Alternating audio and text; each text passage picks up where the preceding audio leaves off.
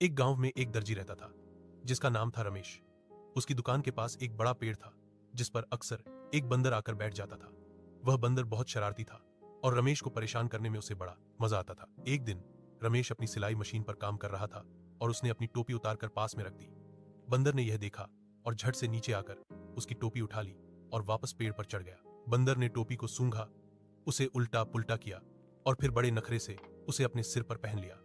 वह रमेश की तरफ देखकर हंसने लगा। बंदर की हंसी और मजाक देखकर रमेश को गुस्सा आया, पर वह जानता था कि सीधे सीधे टोपी वापस लेना मुश्किल है। रमेश एक पल के लिए रुका, फिर मुस्कुराया। उसने पास रखे कपड़े के ढेर से एक सुंदर चमकीला टुकड़ा उठाया और उसे अपनी दूसरी टोपी की तरह सिर पर रख लिया। फिर उसने बड़े आराम से उस कपड़े के टुकड़े को जमीन पर फेंक दिया। बंदर ने यह देखा। उसने सोचा, ओह, यह दर्जी तो अपनी पुरानी टोपी फेंक रहा है और एक नई टोपी बना रहा है। बंदर को लगा कि अगर वह एक नई टोपी चाहता है तो उसे अपनी पुरानी टोपी फेंकनी होगी। बिना एक पल की देरी किए बंदर ने रमेश की असली टोपी झट से नीचे फेंक दी। रमेश ने मुस्कुराते हुए अपनी टोपी उठाई और बंदर को देखकर हंसा।